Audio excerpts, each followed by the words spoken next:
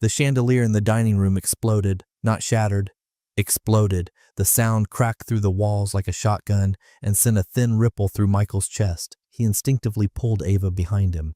In the bathroom mirror, his reflection looked alien.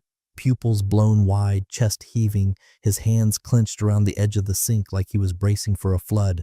The hallway smelled like drywall dust and ozone. Somewhere behind them, something metal hit tile, maybe the toaster, maybe a casing. Lauren's voice called from the kitchen, something between confusion and panic, but it was too late. Hannah grabbed Michael's arm and yanked. "We don't have time," she hissed. "Forget the cash, just move." Ava clung to his leg like a barnacle, but didn't cry. She was eerily still. Whatever she saw in his face must have told her this was not a drill. Michael swung her into his arms, stepped over the broken picture frames, and followed Hannah down the hallway, past the overturned coat rack, past the door Lauren had decorated with a fall wreath just 2 days ago, past everything that used to feel solid. He glanced back once. Lauren was crouched under the table, eyes wide. She wasn't hurt. She wasn't calling for them. She didn't even look surprised. That was the moment he knew. She knew. The laundry room was barely lit, just the dull yellow bulb above the dryer. Hannah kicked open the back door. Wind slapped them in the face as they crossed into the neighbor's yard, bare feet slapping against frostbitten grass. A black car, no plates, waited in the alley. "You're not going to explain?" Michael snapped. "In the car," Hannah barked. They jumped in. Hannah slammed the gas. Tires squealed. No one spoke. They were 3 blocks away before Michael finally said it. "What the hell is going on?" Hannah's hands gripped the wheel so tight her knuckles paled. "She was going to disappear. With my daughter. She had the passports. One for Ava, none for you." He stared at her like she'd started speaking Latin. "Lauren? She's not who you think she is." The silence thickened.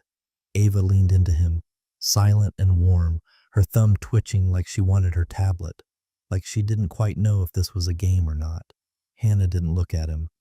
"They'll find the house empty. They'll know she didn't go through with it. They might assume she warned you, or worse, they'll think you're part of it." "Part of what?" She exhaled. "The money, the dead man who isn't dead, the ones who paid to vanish." Michael blinked once, slowly. "I was in Intel for 23 years, he said. "I've heard code. I've seen cover stories. What you're saying doesn't make sense. Lauren's never even had a passport until we went to Cancun 2 years ago. She's a goddamn PTO chair." "She was," Hannah muttered, "until she met him." "Who?" But Hannah didn't answer. And in that silence, something else started to click. The way Lauren hated digital calendars, her paranoia around credit card fraud, her obsession with privacy, her refusal to put Ava's face on social media. At the time, it felt responsible. Now, it felt strategic. "I'm telling you this now because it's not just about her anymore," Hannah said. "She planned to take Ava, without you. She's not scared of you. She's scared of someone else." The car curved onto the interstate. Somewhere behind them, fire engines howled. Not toward the house, though. Toward the other direction. Diversion? Michael's mind spun. Who are they? "The client who didn't die," Hannah said. "He came back." They drove in silence after that. Michael kept one hand around Ava, the other buried in his pocket, touching the small steel key Lauren had given him 3 months ago, just in case. She'd told him it opened a safety deposit box in town, with some papers. Now he wondered if it opened something else entirely. He turned to look at Hannah. "Why now?" "Because she's running out of road. And if you don't disappear now too, you won't be collateral damage. You'll be bait." The car hit a pothole, and Ava jerked awake. "Daddy?" "Yeah, baby?" Her voice was small but certain. "I think Mommy knew they were coming." Michael didn't answer. He stared out the window and watched their old life get smaller in the rearview mirror. The school drop-offs, the Costco trips, the Friday night movie rules, all of it shrinking. So if you're listening and your hands are clean, if you think peace means you're safe, I've got one request: subscribe. More than 97% of you don't.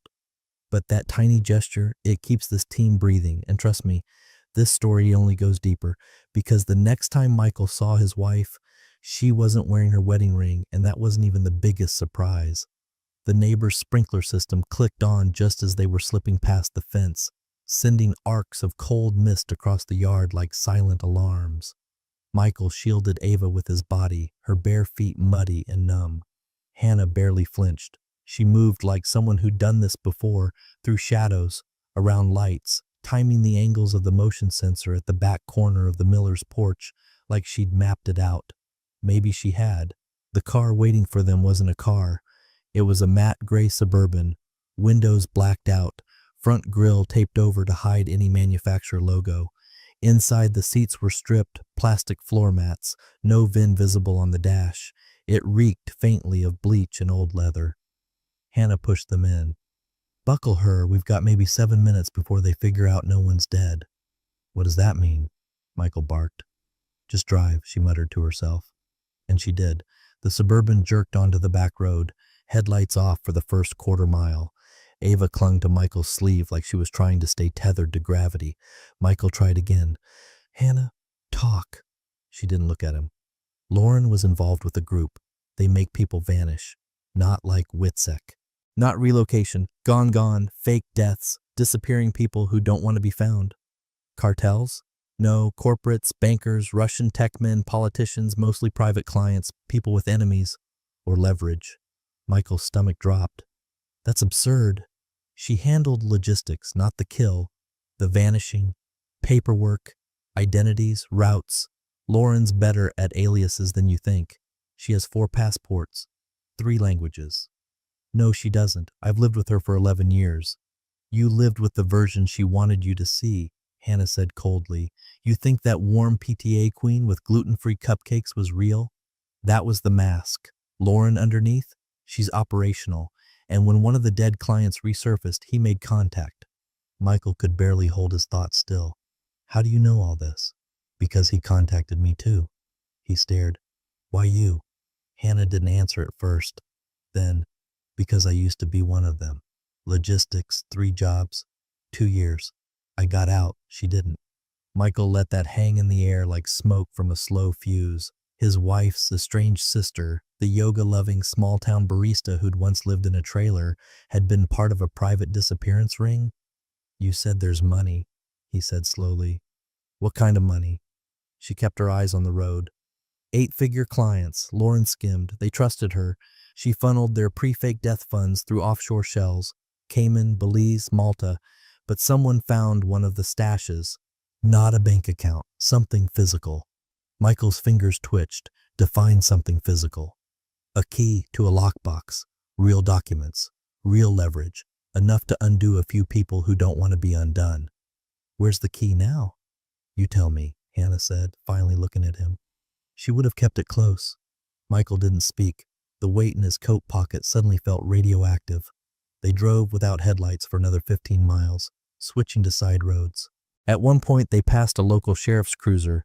The officer inside didn't even look up. Ava's breathing slowed in the seat next to him. Her head tilted against his chest, exhaustion kicking in like a sedative. Michael pressed a kiss to her hair and whispered, "You're safe, I promise." But he wasn't sure if he was telling her or himself. Eventually, Hannah took an exit labeled County 42, which led to a barely marked dirt road. It forked into a long stretch of forest, the kind of place where GPS spun uselessly. The Suburban rumbled down the uneven trail until it stopped in front of a gate made from rusted iron poles and zip ties. Behind it, an abandoned ranger station, or what looked like one. You said we only had 7 minutes, Michael muttered. We did. I bought us more. How? I turned off their burner network before I picked you up. Masked the signal, used one of their own tools. That gets us maybe 6 more hours if we're lucky. Michael blinked. You did that? I'm not just someone's sister, Michael. Lauren isn't just someone's wife. He got out slowly, carrying Ava. The cold hit him like a punch. Hannah unlocked the gate with a key card from her boot, and they disappeared inside the woods. Inside the station, the lights were dim red, emergency bulbs. There was no furniture, no decor, just a cot, a chest freezer, a map spread across a cracked table, and 2 backup generators humming somewhere outside. What is this place? Michael asked. An old field site, used once, forgotten, off-grid, no ties. Michael settled Ava onto the cot, covering her with his jacket. He turned back toward Hannah. Why didn't you warn me sooner? I did, she said flatly. You just didn't know what the warning meant. Michael rubbed his face. You're saying Lauren was going to vanish. Take Ava, leave me behind. She didn't plan to leave you behind. Hannah said, pulling out a laptop from a shielded case. She planned to make sure you couldn't follow. Michael sat hard on a crate. The dots weren't just connecting, they were stabbing. His mind flashed to their anniversary trip when Lauren insisted on staying in a hotel that accepted cash only, the random days she'd be out of range due to work stuff, the way she insisted they keep life paper-light, no joint property beyond the house, no shared accounts. And now someone had come to collect. Only problem was, he wasn't the debtor, he was the bait. Whoever wanted that money wasn't going to stop. And the key in his pocket. It had just turned him into the most hunted man on someone else's map. The farmhouse smelled like wet plaster and mothballs. The wallpaper peeled like old skin, and the floor creaked in a way that felt almost performative, like it wanted you to know you weren't welcome. Michael carried Ava inside while Hannah disabled the alarm. A physical switch, not digital. They weren't taking chances. The kitchen had a single bare bulb hanging from the ceiling, swaying slightly from their arrival.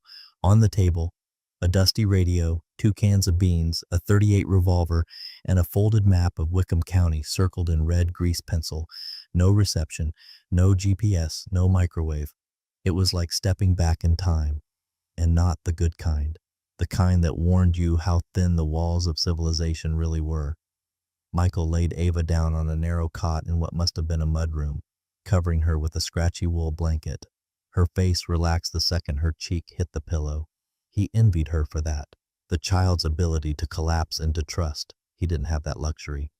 Back in the kitchen, Hannah handed him a glass of water, the rim cloudy. He stared at it. "How long have you known?" he asked quietly. She exhaled. 3 months. I thought she'd confess. She kept pushing it down, saying it was handled, that she was doing it to protect Ava, that it would all be over soon. What changed? She vanished for 2 days last week. Said it was a corporate retreat with her team, but her burner pinged off a tower near the old state line where there are no conferences. I knew she wasn't planning to fix this. She was planning to disappear. Michael drained the water. It tasted like copper and dust. She wouldn't, he started, but the words died. She would. That's what tore at him. Lauren was meticulous, precise, the kind of woman who color-coded her tax folders and used aliases for spam subscriptions. If she planned to disappear, it would be clean. No scraps, no trail. He looked toward the cot. Ava's tiny foot twitched beneath the blanket. His hand clenched involuntarily. What did she do, Hannah? Silence. Then, she helped someone fake deaths. For who? Insurance fraud? Cartels? For money, Hannah said bluntly. And not your average credit card scam. These were clients with enemies. Serious ones. People who needed to vanish without a trace, without an autopsy. She was one of the planners. Logistics, documents, schedules, safe zones, routes. Michael stared at her. You mean like a funeral home? I mean like hiring a team to kill you in broad daylight. Photos staged, body double burned in a controlled car crash, a widow crying on cue, new ID ready in Panama. That kind of fake death. And this is what you used to do too? He asked. I got out when the line between logistics and consequence got too thin. Lauren stayed, said it was too profitable to quit. He let the silence settle over them for a moment. Outside, the wind scratched against the siding. And one of them didn't stay dead? He asked finally. Yeah, his name's Anatoly. Russian, not a good man, but not dumb either. He played dead, collected his payout, vanished, then showed up in Singapore 3 months ago, looking for her. She handled his package. She told the others he'd been buried at sea. And now? Now he wants the file she kept, the one with everyone's names. It's leverage. And she's the only one who can access it. Michael sank into the rotting chair. So why hasn't he killed her yet? Because she's his only access point, and until last week she was supposed to give it to him. Quietly, but something spooked her. I think she changed her mind, tried to buy time, maybe even tried to run. Then why not tell me? Hannah scoffed. You think she could afford your conscience? He felt it then. Rage, cold and precise, like a knife finding bone. It wasn't about betrayal anymore. It wasn't even about the danger. It was about intent. Lauren had mapped out an entire exit route that didn't include him, left him in a burning house with a daughter she planned to extract like a piece of luggage. He was a paperweight in her life. Disposable. A convenient alibi, the man who grilled in the backyard and waved at the neighbors while she laundered millions through shell accounts and burner phones. And now she was being hunted, and they were caught in the crossfire. "Why here, pal?" he asked, eyes scanning the room. "Because no one remembers this place exists," Hannah said, "and because it's too ugly for anyone to want." She reached under the sink and pulled out a plastic lockbox. Inside, a radio set to a private channel, a pack of Polaroids, and what looked like a burner ledger. Michael picked up the Polaroids. "Those are the ones who actually died," she said, "clients who didn't make it." One of the photos stopped him cold. It was a man in his 40s, slumped in a bathtub, wrists open, eyes blank. Dated 2 years ago. But Michael recognized the shirt. He'd seen Lauren donate that exact shirt 6 months ago. His skin went cold. "She kept trophies?" he asked. "No," Hannah said. "She kept insurance." The pieces were rearranging fast now, the boxes in the attic Lauren wouldn't let him touch. The second phone charger she swore belonged to an old work phone. The weird late-night calls in Spanish, which she said were community planning meetings. It wasn't paranoia, it was protocol. Michael leaned forward, elbows on his knees, head in his hands. "She married me for cover," he said aloud. "Maybe at first," Hannah said gently, "but I think she stayed because you were clean, normal. You made her feel real until it got too dangerous. Then you became a liability." He nodded slowly. The rage wasn't loud anymore. It was focused, measured. He would burn this story to the ground before he let Ava get dragged deeper. Michael stood up and reached for the CB radio. "Get me a secure line." "To who?" Hannah asked. "To someone I used to brief," he said. "I may be retired, but I'm not blind." And if Lauren wanted to vanish, she'd have to vanish through him now. Michael sat hunched over the warped plywood table in the back corner of the farmhouse, his knuckles white on the keyboard. The signal Hannah had boosted was barely enough to scrape the surface of a government database, let alone the offshore leaks archives they were combing through. But he wasn't looking for deep secrets anymore. He was looking for the cracks Lauren had tried to seal over with fake smiles and PTA bake sales. It was Hannah who spotted it first. "There," she said, tapping the screen with a bitten-down nail. "That LLC Kelmara Holdings, registered in the Caymans, owner of record, L. Whitlock, Lauren's maiden name." Michael zoomed in, cross-referenced with a tax record from 4 years ago, then a utility bill, then the license renewal from that same summer, the one she said was a nightmare at the DMV when she came home cursing the line, and the woman with the neck tattoo who didn't know how to process dual residency. That had been a cover for updating her offshore credentials. The balance on the account? Million. And climbing. Michael let out a sound somewhere between a laugh and a cough. "She told me she handled event planning. She said she hated numbers, that she couldn't even do taxes without TurboTax." "She lied to all of us," Hannah muttered. They didn't speak for a moment, just sat with the weight of it. Eventually, Hannah pulled up another hit, an address not far from the state border. Storage unit, rented in cash, under a name Michael had never heard. Mira Leland. They drove there in silence. The Suburban idled 2 blocks away while Hannah scoped the perimeter. Michael kept Ava asleep in the back seat, a jacket draped over her face to block the light. Unit 187 was wedged between 2 others, its paint chipped, padlock dented. Hannah picked it clean in 30 seconds. Inside was a cube of quiet madness. Shelves lined with burner phones, all tagged by month. Bundles of euros, pounds, and francs. An unsealed Pelican case containing what looked like unregistered SIM cards and 2 different passports, both with photos of Ava. One was Canadian, the other Austrian. Neither listed Lauren as her mother. Michael stood motionless. His lungs refused to work. He picked up one of the passports and stared. The birth date was correct. The photo had been taken less than 6 months ago. Ava looked wide-eyed, uncertain, just like she did when Lauren took her for a fun photo project back in April. Michael had been out of town. "She wasn't just going to run," he said, voice cracking. "She was going to erase me from Ava's life, like it never existed." Hannah didn't say anything. She didn't have to. He stepped further in, scanning the boxes, a stash of flash drives, a safe bolted to the floor, a laptop, cold and dusted over, but intact, receipts for air travel in the names of 3 different aliases. One of them listed a date, 5 days from now. Departure city, Charleston. Destination, Belgrade. One adult, one child. Passenger names. Redacted. Michael's hands curled around the edge of the shelf so tight it groaned under his grip.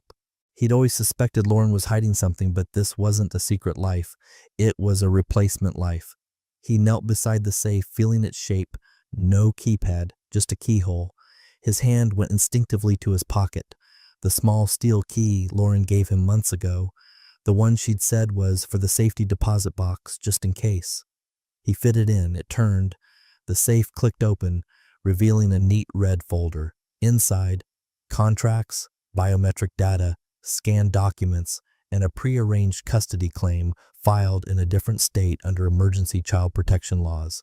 She'd built a case against him, a paper trail claiming emotional neglect, instability, and verbal volatility, all dated, notarized, and backed by testimony from a neighbor Michael had never heard of.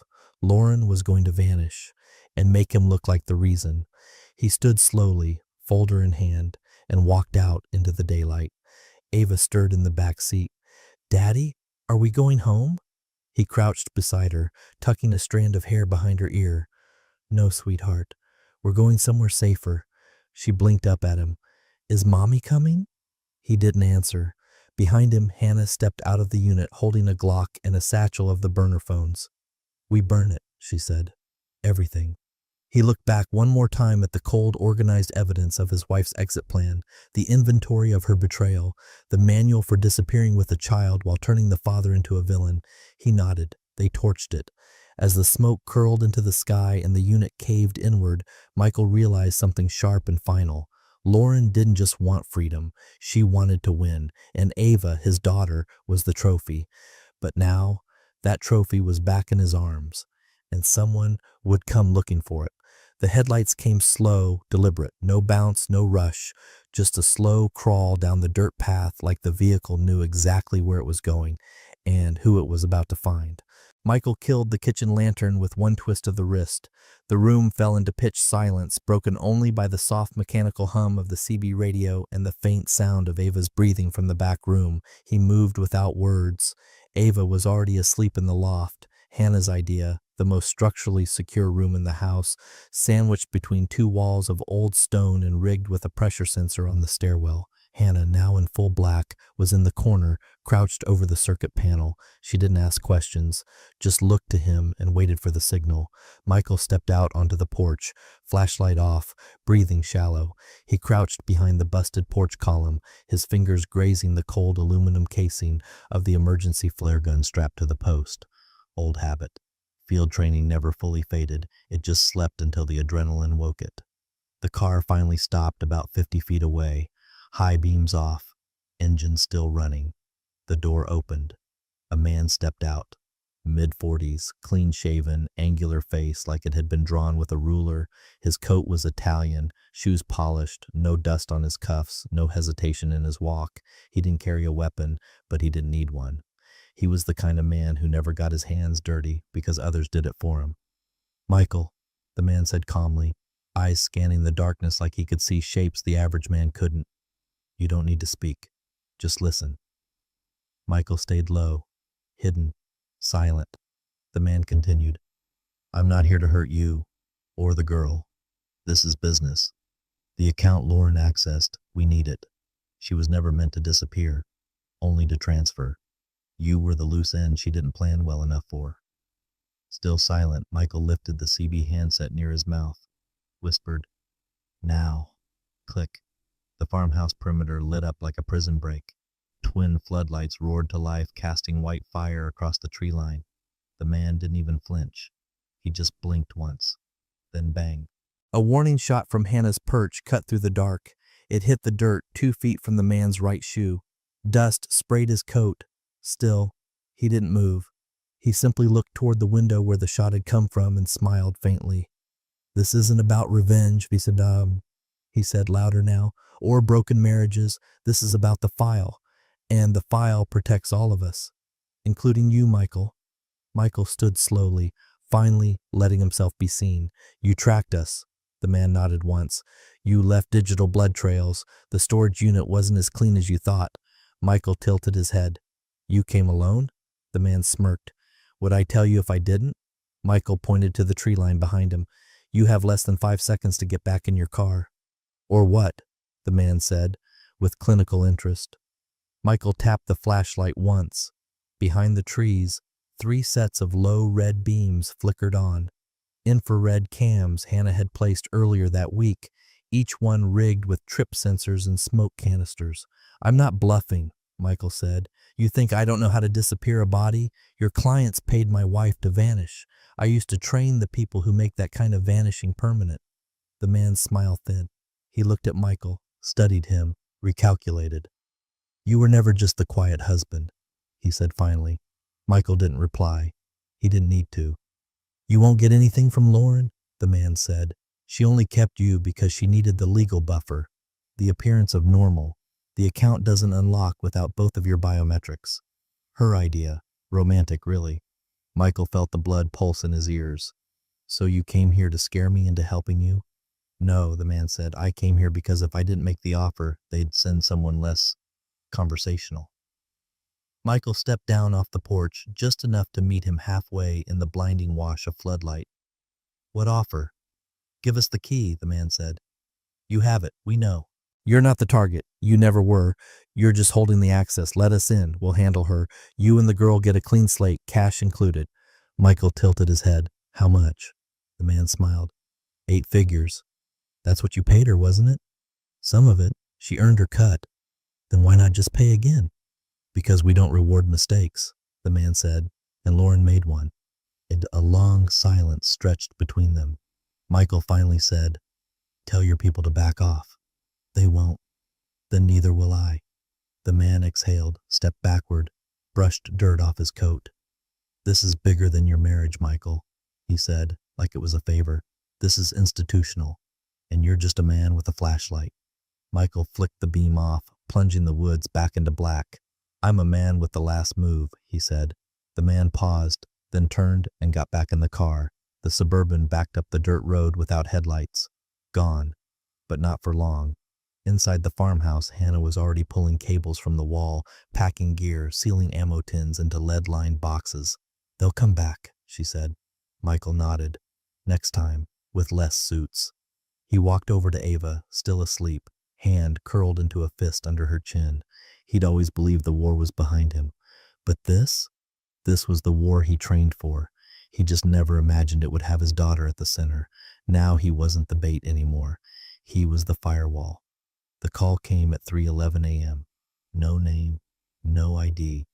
Just a vibrating pulse on the burner phone Hannah had set up, the number handed off only once, to an encrypted inbox tied to Lauren's last known signal.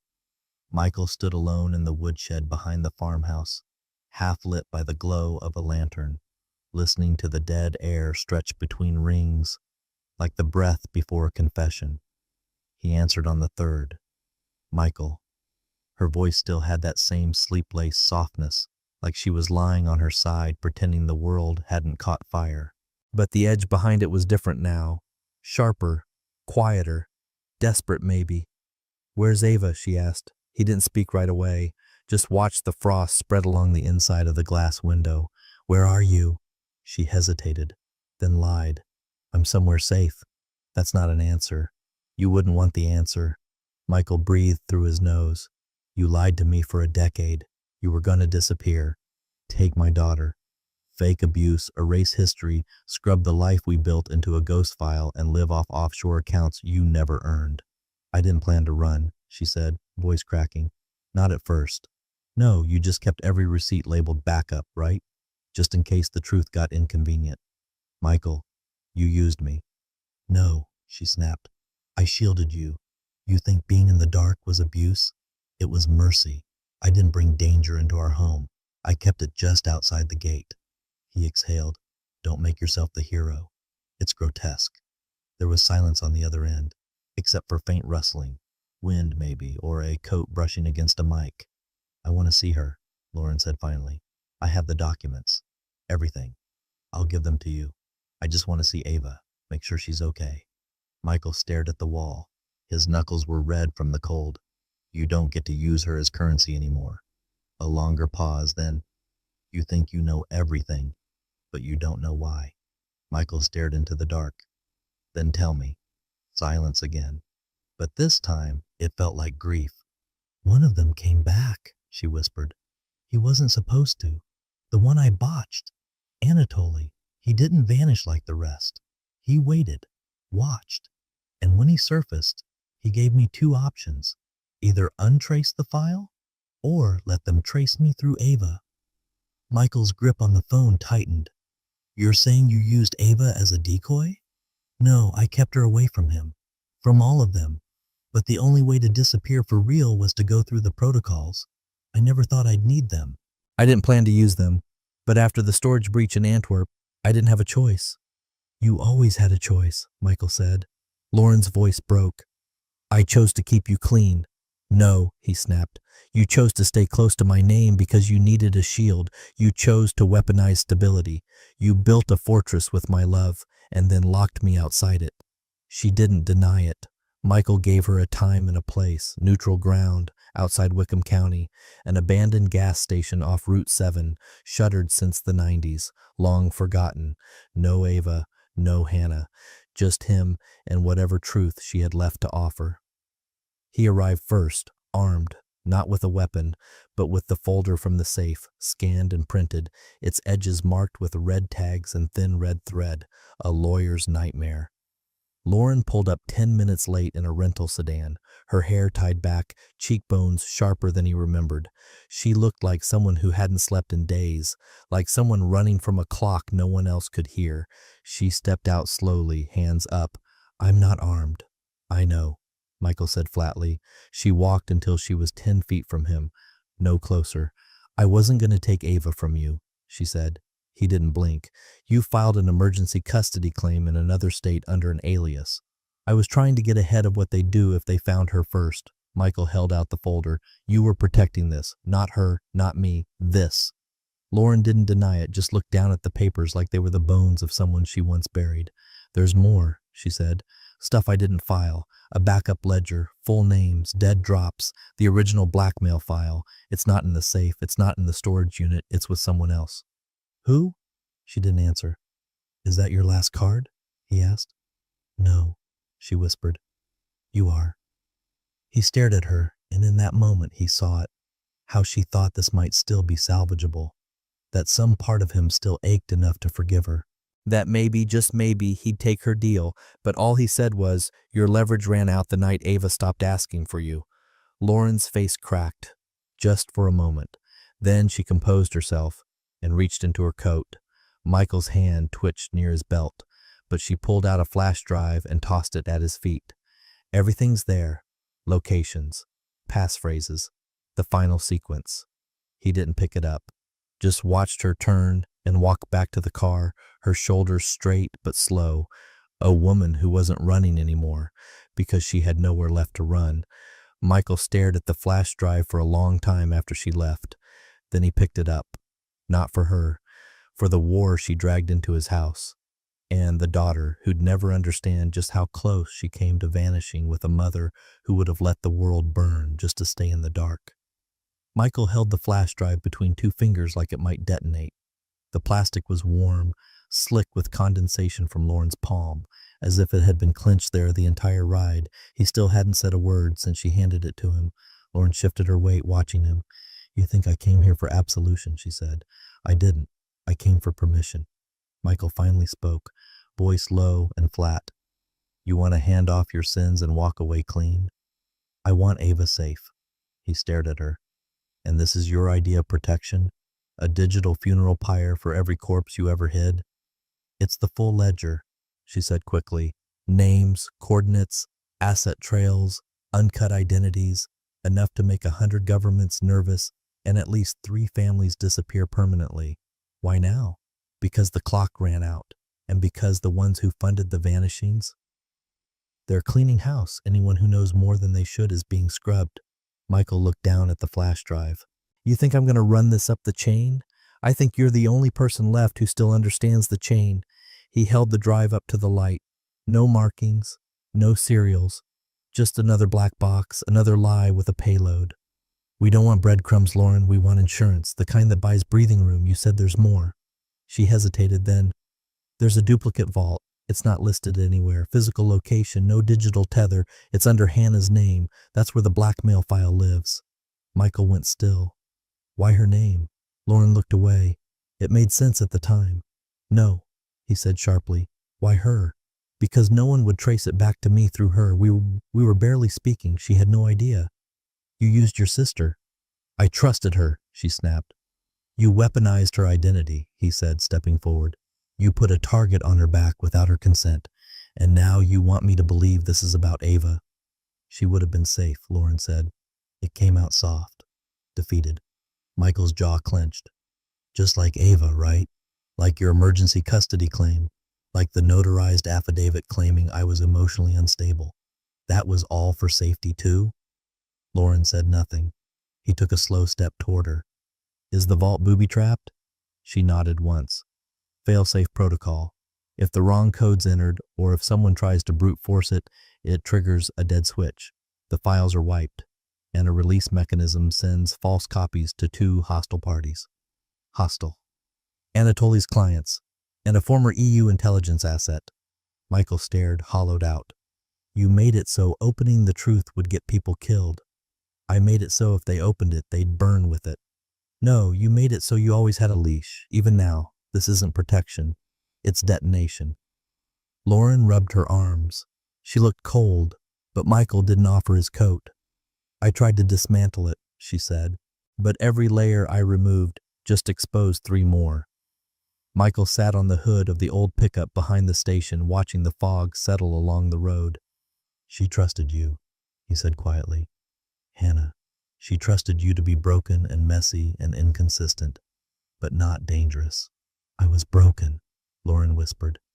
You were calculated. You had escape paths buried under every life you touched. She looked at him finally, her face hollow. You think I'm evil. I think you made every choice that got us here, and now you want to trade. I'm offering you safety. No, you're offering me complicity. She stepped closer. I know how this ends without leverage, Michael. They come for me. Then they come for you. Then Ava. He met her eyes. Then maybe it's time I let them try. Her face crumpled just slightly. You're bluffing, she said. No, he replied. I'm done bargaining with ghosts. Michael turned and walked toward the station door. Lauren called out, What are you going to do? He didn't look back. Whatever it takes to end this. Not survive it, not hide from it, end it. She didn't follow. She just stood there, alone, in the creeping mist, holding on to the last move she thought she had. But the rules had changed. She wasn't the only one willing to set the board on fire now. The vault was buried beneath what used to be a veterinary clinic, long abandoned, bought under defunct LLC Hannah didn't even remember forming. She must have signed something in 2017, maybe during one of Lauren's brief reappearances in her life. A vacation, a guilt trip, a birthday party wrapped in, I just need one signature. And Hannah had given it because sisters do that, because she never thought she'd be turned into a firewall. Now, she was unlocking the vault with a code she'd never known she owned, while 2 federal agents stood behind her in Kevlar and mirrored lenses, fingers resting near their triggers, their breath fogging the air. The vault clicked open like a confession.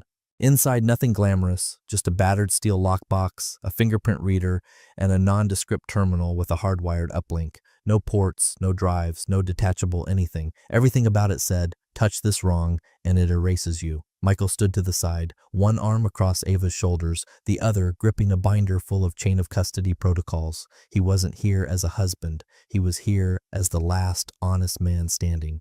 Let her do it, he told the agents. She's the only one who can access it. Hannah's hands trembled only slightly as she placed her thumb against the scanner. The screen flickered.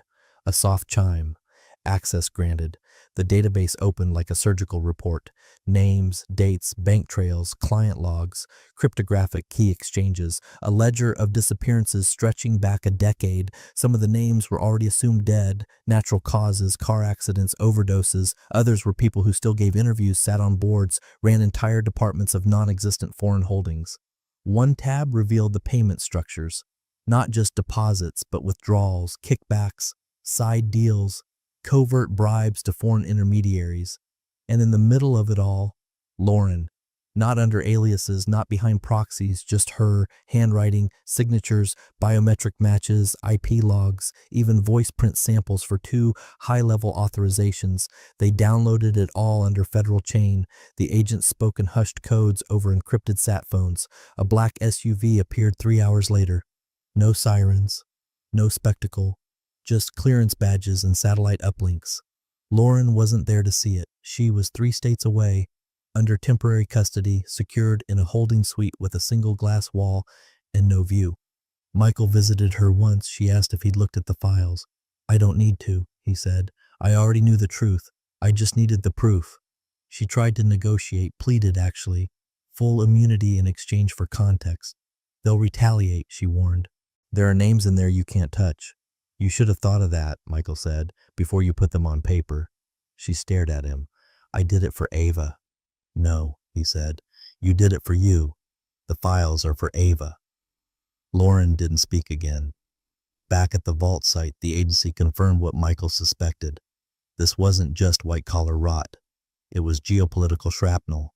Several entries tagged by foreign flags, one name redacted under an internal designation, K-44C, critical asset, eyes only. A young agent reviewing the files leaned close to Michael and whispered, "This isn't just fraud.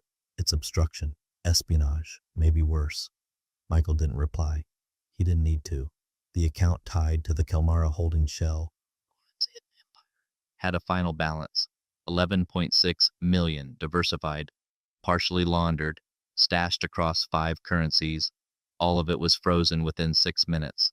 Ava played with a deck of old Uno cards in the corner, seated on a tactical crate, humming softly to herself.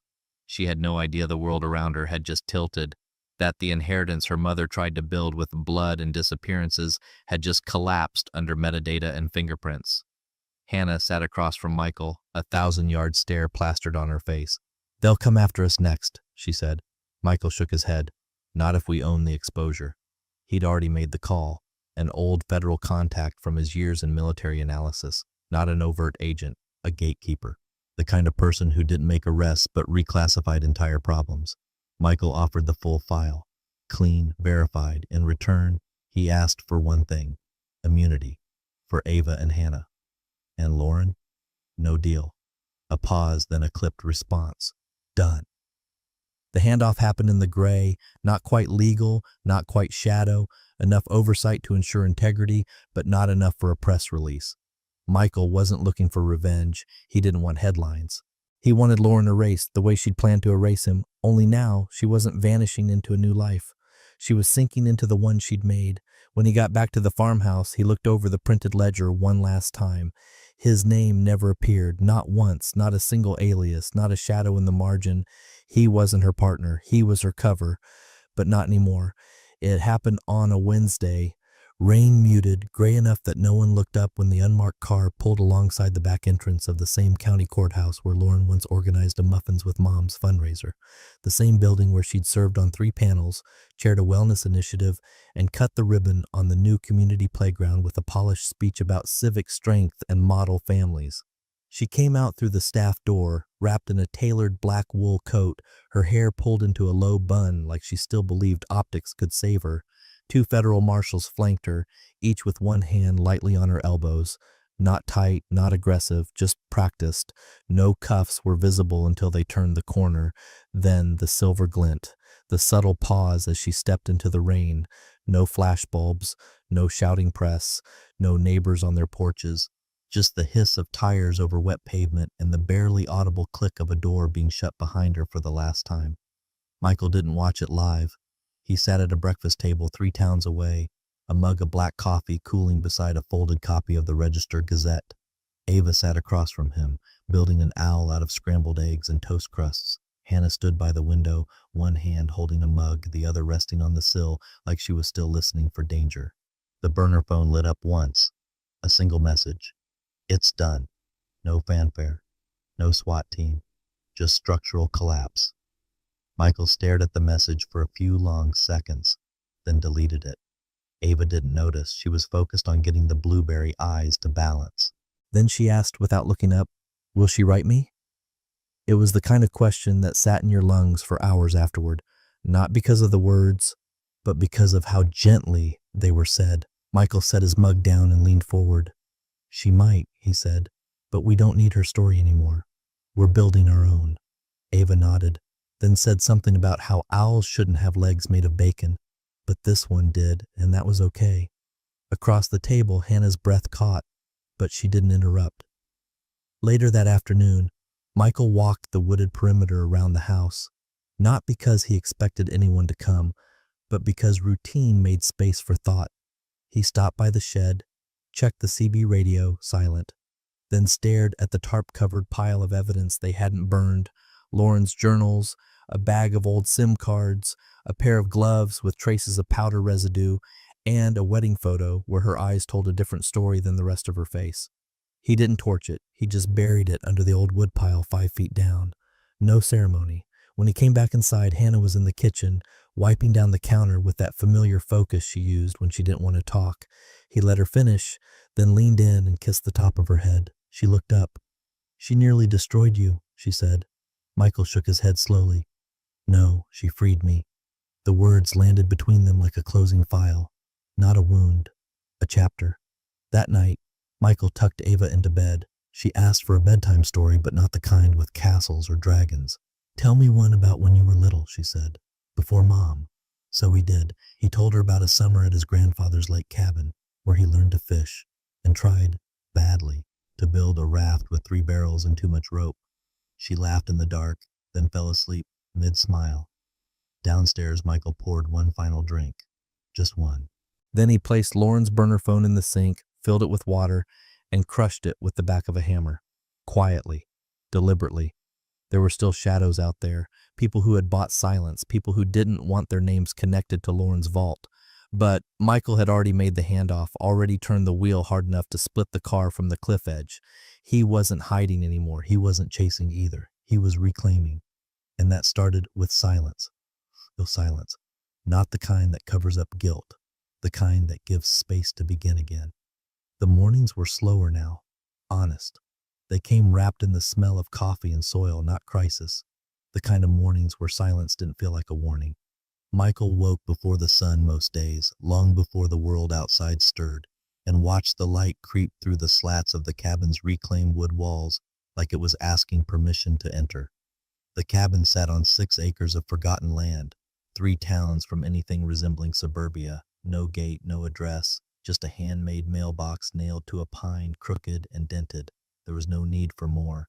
Ava liked the chickens best. She named them after constellations, Cassiopeia, Orion, though she still screamed every time one flapped too close to her face. Michael built her a raised coop, a small garden bed, and a swing made from a tire they'd found half buried near the fence line. She wrote poems in the dirt with sticks and read aloud to the trees as if they were an audience. At night they cooked together. Simple things. Stews, grilled cheese, fresh bread. She insisted on setting the table with mismatched forks like it was tradition. He didn't correct her. Some rituals are born from ruin. Sometimes she asked about her mother. Not angrily, not accusingly, just with the open curiosity of someone building the shape of a woman from a collage of fragments. What color was her favorite? Did she ever climb trees? Was her laugh like mine? Michael answered honestly. Always. He never softened the truth, but he never coded it in resentment either. He didn't tell Ava about the vaults or the aliases or the flash drives that could have collapsed governments. He told her about Lauren's love for jazz music, the way she made grilled peaches with sea salt in July, the way she once danced in the kitchen barefoot when Ava was a baby, not realizing Michael had been watching. "She loved you," he would say, even if she didn't always know how. Ava seemed to accept that. Some afternoons, Hannah visited. She brought seeds and secondhand books and a new puppy that Ava swore she'd trained better than the last one, which promptly peed on the porch. Hannah never spoke about what happened. Neither did Michael. Not in detail. They didn't need to. Survivors learned to speak in glances. It was exactly 1 year to the day since the courthouse. Michael stood at the edge of the woods, axe in hand, stacking split logs into a neat column. Ava was inside drawing with charcoal something about galaxies and feathered wings. The radio hummed with static, the kind of low murmur that kept you tethered to the moment, nothing more. That's when he saw it, a postcard. tucked into the side of the old fence post where no one ever walked. No envelope, just paper, warped from dew, barely clinging to the wood. No return address, just a hand-drawn heart. Red ink, childish in style but deliberate. Michael stared at it. The handwriting wasn't Ava's, and no one else knew this place. He turned it over. Blank. Not a word. Not a name. Just that crooked, bleeding heart. He walked back into the house. Didn't say a word. Dropped the postcard into the fireplace and watched it catch instantly, curling in on itself with a hiss. The ink blistered. The paper blackened. And for a moment, the heart pulsed like it wanted to live again. Then it was gone. He stood there a while. Then went back outside and picked up the axe. The wood didn't care who left or why. It only knew how to split. So Michael split it, stacked it, built something steady. And when Ava came outside a few minutes later, holding up her drawing like a banner of stars and paper feathers, he smiled and said, "That one's your best yet." She beamed. They didn't talk about the postcard. They didn't have to. Some people try to vanish with everything. But he'd rebuilt without her, stone by stone, word by word, one morning at a time. And that life, it was already stronger than anything she ever tried to fake.